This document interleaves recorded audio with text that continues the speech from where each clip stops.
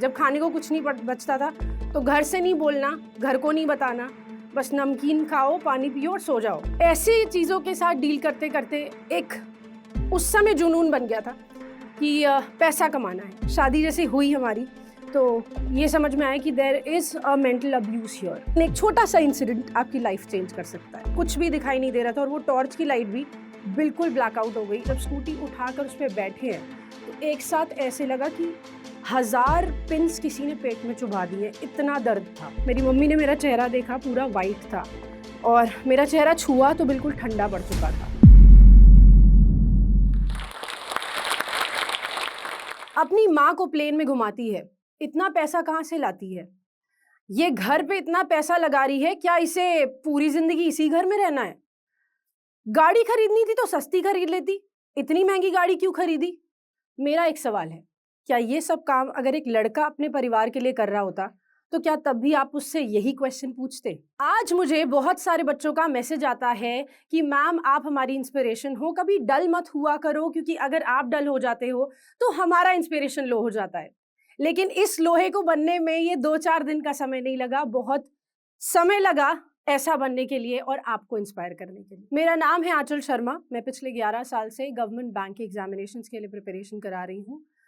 प्रयागराज के रहने वाले हैं और एक बात कहें तो देखो, एक बेटी का और एक फादर का जो रिश्ता होता है, मेरे हिसाब से ये एक बहुत क्लोज रिलेशनशिप होता है, लेकिन अक्सर लोग इसके बारे में बात नहीं करते हैं। तो मेरा ये रिश्ता कुछ 2008 के समय में टूट गया। क्यों? क्योंकि बचपन हमारा बहुत अच्छा बीता था, कोई परेशानी कोई दिक्कत नहीं थी। 2008 में 15 सितंबर को my father left this world. उस समय बहुत सारे लोग आए और बहुत सारे लोगों ने बोला हम हैं ना, कोई परेशानी नहीं होगी, हम हैं ना, हम हमेशा खड़े रहेंगे। और वो बहुत क्लोज लोग थे। लेकिन ये बीतते समय के साथ ये हम हैं कहाँ गुम हो गए आज तक नहीं पता चला। उस समय में जब ऐसा लगता था कि बच्चे या कजिन्स अपने पेरेंट्स से बोल बोल के सामान ले लेते हैं, चाची या और भी लोग हैं तो वो अपने हस्बैंड से बोलकर सामान ले लेती हैं, वहां पर मम्मी किससे बोलेगी? या मेरे भाई बहन जो मुझसे 4 साल छोटे हैं, 1 साल छोटे, वो किससे बोलने जाएंगे? उस समय पर पापा ने पता नहीं क्यों जाने से 2 दिन पहले एक स्टेटमेंट बोली थी मेरी दादी के सामने बैठकर कि मैं चला भी जाऊंगा ना तो मुझे गम नहीं है अब। क्यों? क्योंकि मेरा बेटा सब कुछ संभाल लेगा। और वो बेटा आज आपके सामने खड़ा हुआ है। ऐसी चीजों के साथ डील करते करते एक उस समय जुनून बन गया था कि पैसा कमाना है, and that's the only motive कि पैसा कमाना है। कभी मेरे भाई बहन या मेरी माँ को किसी के आगे बोलना ना पड़े कि मुझे ये चाहिए, या फिर उनको बोलने से पहले कैसे वो चीज़ उनके लिए पूरी कर दी जाए। इस जद्दोजहद में लगते लगते 12th स्टैंडर्ड में 11th स्टैंडर्ड में ट्यूशन पढ़ाने शुरू कर दिए थे।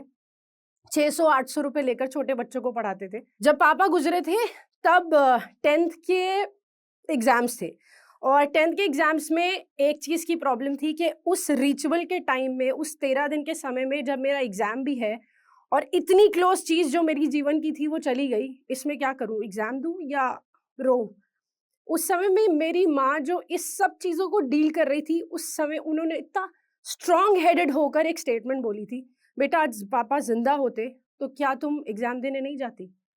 और जब मेरी माँ ने ऐसा बोला और अपने बच्चों को कमरे के अंदर बंद किया था कि वो पढ़ाई कर लें और वो लोगों की बात ना सुने, क्योंकि उस समय लोग बहुत थे, बहुत ज्यादा थे, तो उस माँ को वैसे देखकर पढ़ना जरूरी था, आगे बढ़ना जरूरी था। और I went for the examination. मेरी बहन का भी पेपर था, उसने भी एग्जाम दिया। मेरा भाई उस समय सिर्फ 7-8 साल का था, तो उससे कुछ भी एक्सपेक्ट करना कि वो बेटा सब कुछ संभाल लेगा नहीं था। इन सब से लड़ते लड़ते स्कूल में पढ़ाना शुरू किया, जिसका आर्टिकल एक न्यूज़पेपर से देखा था। क्योंकि कोई एक्सपीरियंस नहीं था, सेकेंड ईयर में थे, इसलिए 6000 की नौकरी मिली थी। और उस 6000 की नौकरी में सोचते थे कि जो हो सकता है एटलीस्ट उतना पूरा करके देंगे, अपने लिए कुछ रोक लेंगे, नहीं खरीदेंगे, लेकिन अपने भाई बहन और माँ के लिए सब कुछ करेंगे। इस जर्नी में जब आगे बढ़े तो सोचा कि बैंकिंग की प्रिपरेशन करना शुरू करते हैं। और महिंद्रास कोचिंग आप लोगों ने अगर सुना होगा तो वहाँ पर मैंने अपनी कोचिंग लेनी स्टार्ट करी थी। वहाँ जो मेरी टीचर थी, उनके क्वेश्चंस का जवाब जब हम देते थे तो उन्होंने ये देखा कि 2-3 महीने के समय में इसने हर एक क्वेश्चन का जवाब दिया है। उन्होंने अच्छा समझ के ये कहा कि आप यहाँ पढ़ाना क्यों नहीं लग जाते, तब तक हम स्कूल में पढ़ा रहे थे, तो स्कूल में सुबह पढ़ाते थे और शाम को आते थे खुद पढ़ने के लिए। कॉन्फिडेंस भी नहीं था फ्रैंकली स्पीकिंग, और क्योंकि वो रीजनल ब्रांच थी और वहाँ पे एक एक क्लास में 2-2, 250-250 बच्चे बैठते थे कि इतने सारे बच्चों के सामने कैसे बैठेंगे। वहाँ एक एरिया मैनेजर थे, उन्होंने कहा एक बार तुम डेमो क्लास लेके देखो, हो सकता है तुमसे हो जाए। और देयरफॉर आई डिड दैट। हमने वो क्लास ली और वो क्लास लेने के बाद मेरे को जितना कॉन्फिडेंस मेरे ऊपर नहीं था, उतना ज़्यादा कॉन्फिडेंस उनको मेरे ऊपर था। और वहाँ से मेरा सिलेक्शन हुआ, वहाँ से मेरी पढ़ाने की जर्नी शुरू हुई। लेकिन वो भी पढ़ाने की जर्नी ना पैसा ओरिएंटेड थी कि मेरे को पैसा कमाना है, क्योंकि मेरी फैमिली है अभी। अब उस जर्नी में पैसा कमाते कमाते 4-5 महीने बाद कुछ ऐसा समय आया जब एक बच्ची मेरे पास रोते रोते आई थी, ये बोल के कि मैम अगर इस साल मैंने सिलेक्शन नहीं लिया तो मेरे पापा मेरी शादी करा देंगे। ऐसे कई सारे, एक दो नहीं, कई सारे इंसिडेंट हुए जहां पर लड़कियां इस चीज के लिए परेशान थी कि अगर मेरा सिलेक्शन नहीं हुआ, मैं 23-24 साल की हूँ, मेरी शादी करा दी जाएगी। तो बस मन में ये आया कि यार कोई तो इस चीज को चेंज करेगा ना, हमेशा थोड़ी ऐसे ही चलता रहेगा। तो तब से ये पैसा कमाने का जो माइंडसेट था वो चेंज होकर पैशन में बदल गया। तो बहुत गर्व महसूस होता था उस टाइम पर। लेकिन एक छोटा सा इंसिडेंट आपकी लाइफ चेंज कर सकता है। 3-4 महीने तक पढ़ाते पढ़ाते लगातार 12-12 घंटे क्लासेस चल रही थी। खाना भी ऐसे खाते थे कि 15 मिनट खा लिया, 2 क्लास ले ली, फिर 15 मिनट का ब्रेक मिला, उसमें 15 मिनट में आधा खाना फिर खाया, क्योंकि बच्चों के डाउट्स होते थे तो बाद में क्वेश्चंस भी पूछते थे, इसलिए। इस दौरान एक दिन 3 महीने जब लगातार ये चला, तो ऑफिस से निकलते समय करीबन 7:30-8 बज रहा होगा, और इस समय में ट्रैफिक लाइट्स या बोलें कि जो ट्रक्स होती हैं वो जीटी रोड पे बहुत ज़्यादा चलती है। मेरा घर नेशनल हाईवे पे ही है, तो जीटी रोड पे ट्रक्स चलती हैं इस टाइम पर। और जब हम स्कूटी चला रहे थे तो वो ट्रक्स की लाइट जो इतनी बड़ी बड़ी होती है वो टॉर्च की लाइट के जितनी दिखने लग गई, क्योंकि एनर्जी इतनी ज़्यादा लो हो चुकी थी, ब्लड प्रेशर लो हो गया था और कुछ भी दिखाई नहीं दे रहा था, और वो टॉर्च की लाइट भी बिल्कुल ब्लैकआउट हो गई, और स्कूटी चलाते चलाते मेरी आंखें सामने से सब कुछ ब्लैक हो गया। अनकॉन्शियस हुए तो मुझे लगा कि शायद मैं स्कूटी में स्टैंड लगाकर खड़े हो सकती हूँ या फिर एटलीस्ट बैठ तो सकती हूँ। मुझे लगा कि मैंने स्टैंड लगा दिया है, लेकिन जैसे ही हम स्कूटी से ऐसे बाहर निकले, पहले अनकॉन्शियस होकर मैं गिरी हूँ और फिर उसके बाद मेरी स्कूटी मेरे पेट के अंदर गिरी है। उसका हैंडल लगा, बाहर से तो कोई चोट नहीं आई, एक खरोच तक नहीं आई बाहर से, तो ऐसा लगा नहीं कि कुछ इतना बड़ा चीज़ हुआ होगा। लेकिन वही है ना, सबकॉन्शियस माइंड बोलता रहता है कि अभी तुम्हारे पास लोग हैं टेक केयर करने के लिए, तुम मर नहीं सकती। तो इस वजह से दर्द बहुत ज़्यादा हो रहा था। कैसे भी करके स्कूटी उठाई, और जब स्कूटी उठाकर उस पे बैठे हैं तो एक साथ ऐसे लगा कि 1000 पिन्स किसी ने पेट में चुभा दिए, इतना दर्द था एक साथ। उतनी देर में आई डोंट नो कैसे अपने आप को बजरंगबली का नाम लेते लेते सीधे सीधे सीधे ले जाकर घर पे जाके गाड़ी रोकी। मेरे से स्टैंड नहीं लगा, गाड़ी फेंक दी स्कूटी और अंदर गए। मेरी मम्मी ने मेरा चेहरा देखा, पूरा वाइट था, और मेरा चेहरा छुआ तो बिल्कुल ठंडा पड़ चुका था। हम मेरी मम्मी ने पूछा क्या हुआ है, हमने कहा कुछ नहीं पता, बस पेट में दर्द हो रहा है, स्कूटी के हैंडल से लग गई है, डॉक्टर के पास ले चलो। जब तक डॉक्टर के पास पहुंचे थे तब तक बेहोश हो चुके थे, लिप्स पूरे ब्लू हो चुके थे, जबान ठंडी थी, पूरा शरीर ठंडा था, सांस नहीं आ रही थी। उस समय सांस ऐसे आ रही थी जैसे हिचकियाँ आ रही है। और डॉक्टर ने जब देखा था तो उन्होंने बोला था मैं गारंटी नहीं देता कि ये मैं इसको बचा पाऊंगा, लेकिन कोशिश करते हैं। ऑपरेशन हुआ उसी रात को 1 घंटे के अंदर अंदर, और होश आने तक का उन्होंने बोला था कि अगर होश आ गया तो मैं बता सकता हूँ, अदरवाइज मैं कुछ कह नहीं सकता। आईसीयू में थे, 2.5 दिन बाद होश आया था। और उस समय में जो मेरी स्ट्रेंथ थे, मेरे दादाजी, मेरी मम्मी, मेरे नाना जी, उन लोगों को जिनको हम बहुत स्ट्रांग समझते थे, उनको रोते हुए देखा था। हॉस्पिटल के बाहर बच्चों की भीड़ लगी रहती थी, क्योंकि बच्चों को क्लास में बता दिया गया था कि मैम अभी नहीं पढ़ा पाएंगी। और वहाँ पर ऐसा लगा था कि क्या हो गया मेरे साथ ये, और लगा कि शायद अब कुछ कर भी नहीं पाएंगे, कुछ हो भी नहीं पाएगा, क्योंकि ऐसे आईसीयू में लेटे हुए हैं, ऑक्सीजन मास्क हट रहा है तो सांस नहीं आ रही है, ब्लड प्रेशर लो होता चला जा रहा है, बाईपाप मास्क लगा रहे हो ज़बरदस्ती एयर अंदर भेजने के लिए। बट रोते रोते मेरी मम्मी मेरे को खाना खिलाती थी, और 19 दिन आईसीयू में रहने के बाद, 20 दिन प्राइवेट वार्ड में रहने के बाद आई केम आउट ऑफ इट। 3 महीने का मेरा बेड रेस्ट था, मुझे लगा जॉब चली गई, अब कुछ नहीं हो सकता, कैसे आगे सपोर्ट करेंगे, कैसे चीज़ें करेंगे। But I am very thankful to Mahindra's कि उन्होंने वापस से मुझे रखा जॉब पर। बस ये था कि वहाँ पर वैकेंसी नहीं थी तो देहरादून ब्रांच जाना पड़ा। अब घर से कभी अलग नहीं हुए थे, कभी भी। और देहरादून जाकर जाने का मतलब कि वहाँ अकेले रहना है, अकेले सब कुछ करना है। जॉइंट फैमिली में रहने वाली लड़की के लिए अकेले रहना बहुत मुश्किल होता है, लेकिन वहाँ पे अकेले रहे भी हैं, अकेले सब कुछ मैनेज भी किया है। देहरादून से लखनऊ भी गए। लखनऊ में रहने के टाइम ऐसी सिचुएशन आ गई थी कि 17,000 20,000 की सैलरी में रेंट भी दे दो, खाने का भी ले आओ, घर पे भी दे दो। और ऐसा दिन भी आता था मंथ एंड होते होते तक कि जब खाने को कुछ नहीं बचता था तो घर से नहीं बोलना, घर को नहीं बताना, बस नमकीन खाओ, पानी पियो और सो जाओ। ज़्यादा गर्मी लग रही है, एसी कूलर का पैसा नहीं है, तो चद्दर पे पानी के छींटे मारो और चद्दर ओढ़ो, पंखा फुल पे करके सो जाओ। तो ऐसी चीज़ें भी करी हैं। क्यों? क्योंकि ये रिस्पॉन्सिबिलिटी है।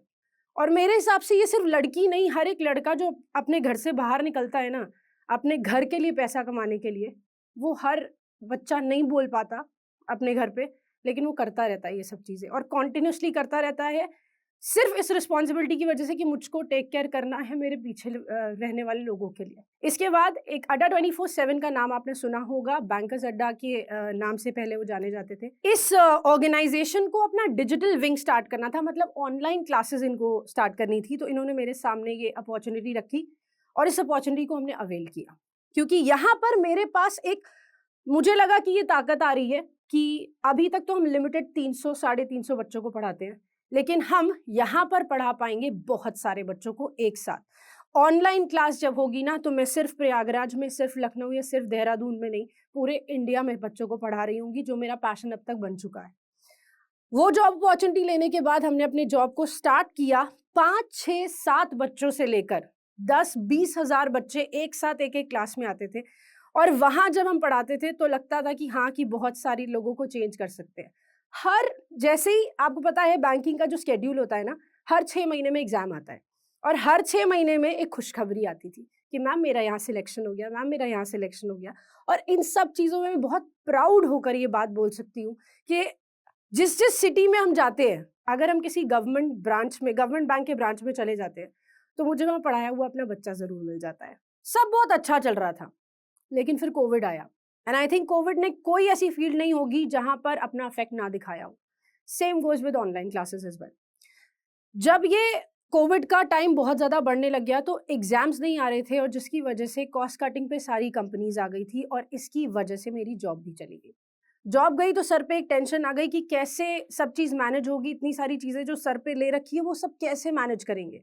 इन सब चीज़ों को सोच सोच कर डिप्रेशन, एंग्जाइटी का शिकार हो गए। एंड देन 3 मंथ्स ऐसा हुआ कि हर रोज़ 7-7 बार इनहेलर्स लेते थे ताकि इससे बाहर निकल सके, क्योंकि सांस नहीं आती थी, इतना ज़्यादा सोचने लग गए थे।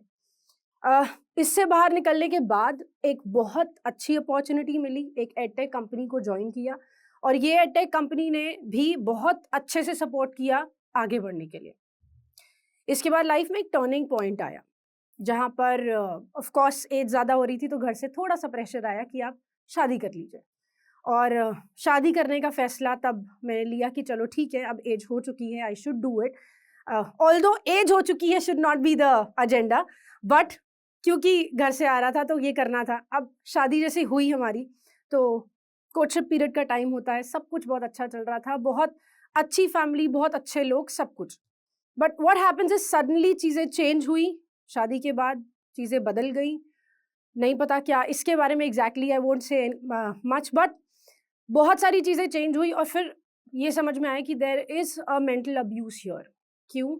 बहुत टाइम से जब आप इंडिपेंडेंटली रह रहे होते हो, आप एक सपोर्टिंग फैक्टर कहीं पे बन जाते हो ना, तो आप, हमें नहीं लगता कि आपको कोई बांध के रख सकता है। एंड बांध के एज इन कि ये मत करो, ऐसे भी मत करो, ऐसे भी मत करो, because you have taken your life decisions by yourself.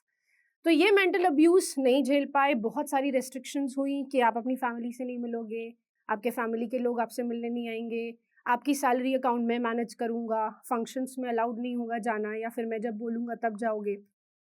तो एनीवे, ये सब चीज़ें समझ के ये समझ में आ गया कि ऐसे नहीं रहा जा सकता। And again I will push myself to that anxiety और डिप्रेशन वाला पॉइंट, अगर ऐसा होता रहा तो। सो मैंने बस सिर्फ अपनी मदर से बात करी and I came out of it. मैंने बस इतना बोला कि मैं उससे बाहर निकलना चाहती हूँ, बिकॉज ऐसे चीज़ें नहीं चल पाएंगी। एंड अगेन देखो, लाइफ में क्या होता है ना कि प्रॉब्लम एक आएगी, दूसरी आएगी, तीसरी आएगी, चौथी आएगी। हमारे पास दो ऑप्शंस होते हैं, या तो हम उसके बारे में सोच सोच के अपने आप को इतना अंदर कर ले कि हम सोसाइटी में जाके अपना खुद का चेहरा भी नहीं दिखा पाएंगे, या तो हम इन सब चीजों से ओवरकम करके सबको चेहरा दिखा के और एक करारा जवाब भी दे सकते हैं कि हाँ भाई मेरे साथ हुआ, कोई बात नहीं, लेकिन ये देखो कि मैंने उसके बाद क्या किया, मैं उससे बाहर कैसे निकला। मेरे हिसाब से 10 लाख से ज्यादा स्टूडेंट्स को हम अभी तक पढ़ा चुके हैं, और 10 लाख स्टूडेंट्स में से सिलेक्शन की नंबर आज मेरे पास नहीं होगा, क्योंकि बहुत सारे बच्चे हैं, बहुत सारे बच्चे जो आज भी मेरे साथ कनेक्टेड है। शायद वो 7-8 साल बाद पहले सिलेक्शन हुआ होगा उनका, लेकिन 7-8 साल बाद भी वो मेरे साथ कनेक्टेड हैं, और वो आज भी मेरे साथ अपनी जर्नी शेयर करते रहते हैं। जहाँ भी उनको प्रॉब्लम आती है, they still talk to me. And lastly I would say one thing, हमारी ज़िंदगी में जितनी भी चीज़ें हमारे सराउंडिंग में चल रही है ना, तो एक ये छोटा सा सर्कल है, और इसके आउटर सर्कल में बहुत कुछ चलता रहता है। इसके आउटर सर्कल में लोग ये भी कहेंगे कि तुम्हारी जॉब नहीं लग रही, ये भी कहेंगे कि तुम ऐसा क्यों कर रहे हो, वैसा क्यों कर रहे हो। बहुत टोकने वाले जो 4 लोग होते हैं ना, बहुत आते हैं। लेकिन क्या इनको तुम कंट्रोल कर सकते हो? बिल्कुल भी नहीं। कंट्रोल हमारी इस मुट्ठी के अंदर वाले लोग कर सकते हैं, और ये जो मुट्ठी के अंदर लोग हैं ना, ये आपकी जिंदगी में जो सबसे ज्यादा मायने रखते हैं, ये वो लोग हैं।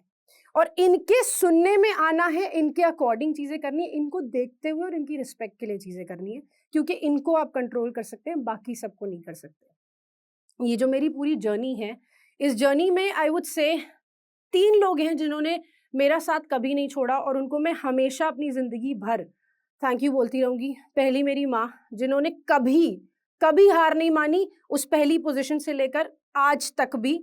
दूसरी मेरी बहन, जिसने अभी इस सेशन से पहले भी मेरे को मैसेज किया कि show your charm as you always do. और lastly there is a friend of mine, जिसने शायद जॉब स्टार्ट होने से पहले से लेकर आज तक मेरी रीढ़ की हड्डी को लोहा बनाने का एक बहुत बड़ा श्रेय हम उसको देना चाहेंगे, and that is Utsav Singh.